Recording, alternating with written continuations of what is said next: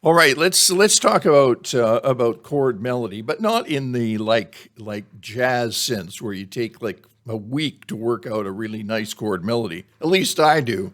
I probably just revealed the truth there. But no, actually, it takes a while to work on a really nice chord melody and work on a solo arrangement. But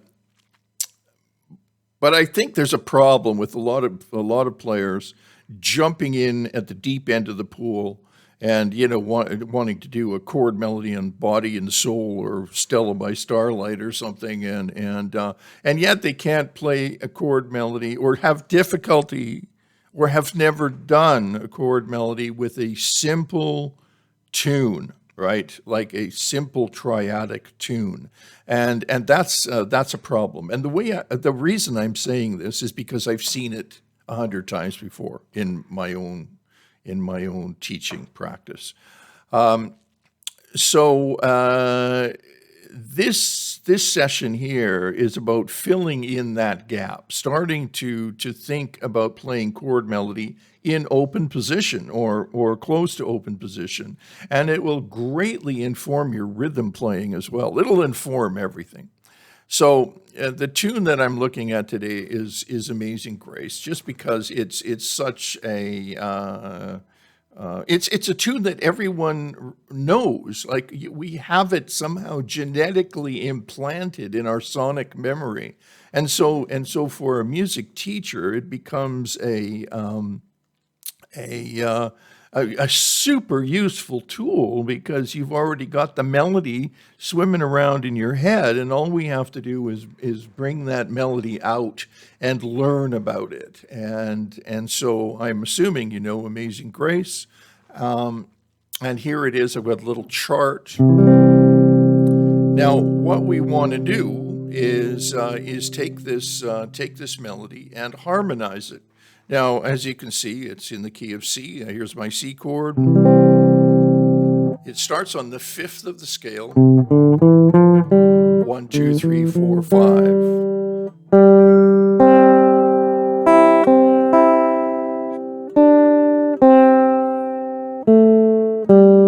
So as you can see, it's all underneath my fingers. It's actually a pentatonic melody.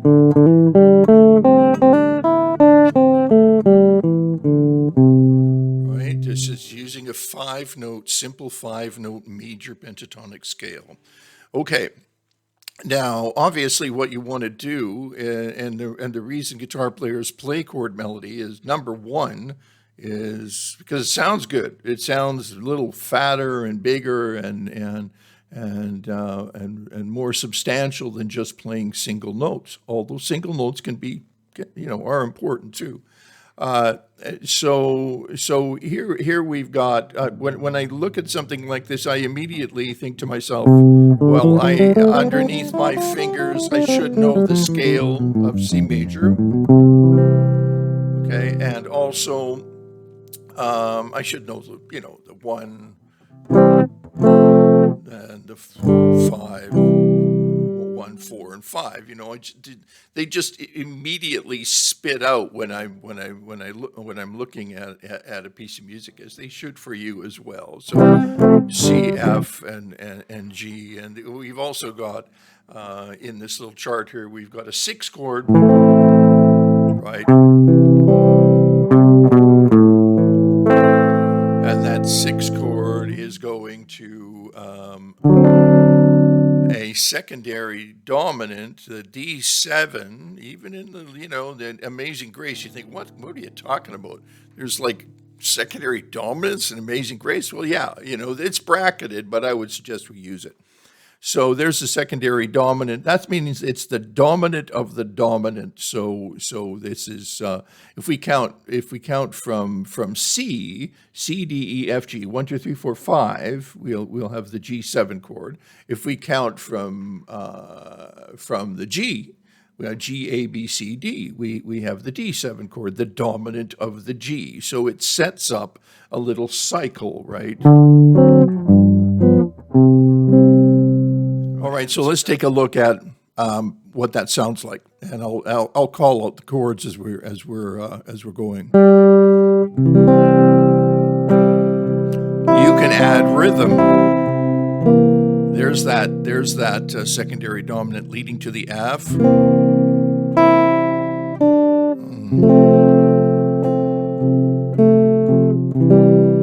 And always watching the pick.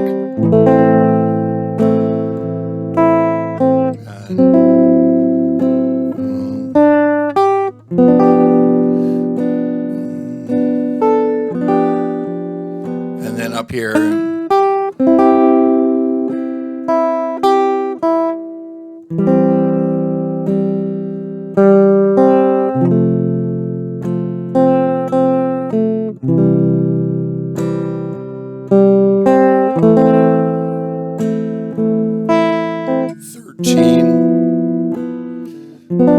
And then we're here. How about here?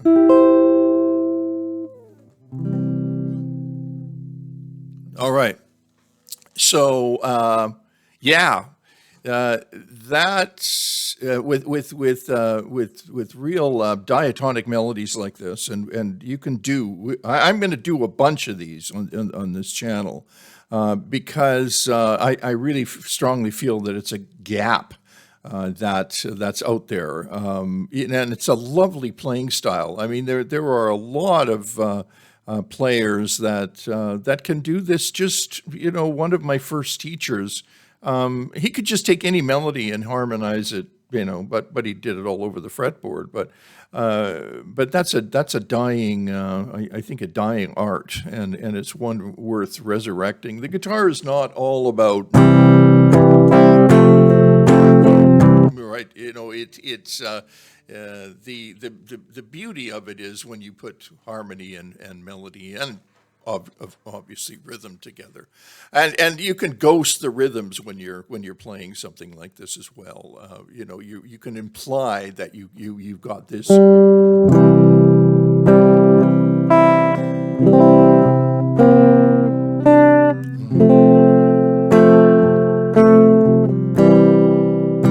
You get the idea, right? I'm trying to stay in rhythm, but I'm playing the melody and obviously the harmony at the same time. Great technique. After a while, it'll come very naturally, and these notes should fall right within the chords. Technically, nothing terribly difficult here, right? And even in a simple tune like this, you're going to have ninths and thirteenths, right? They're just sort of a part of music. They're not necessarily just the province of blues or jazz, right? They'll happen in simple folk tunes when you are harmonizing the melody, right? The melody is king. The melody needs to be expressed above all. Okay. So that's it for today. That's Amazing Grace in a chord melody in open position, and watch your technique. I mean, some of you may play in fingerstyle. Even that just as valid. Obviously, fingerstyle will probably even be a little easier when rather than picking, rather than flat picking. But for those of you who are flat pick, just make sure that you're controlling that pick. Make sure that you, because that's going to be the melody. That's where, technically speaking, if you go too far with the pick, you're going to be missing the melody. Okay. That's it for today. If this was a help to you, click like, subscribe. Comments are much appreciated, because keep in mind that I'm just looking at a camera here, and so I'm hoping that that this is a help to some of you out there. Okay, and see you again real soon, and thanks for stopping by.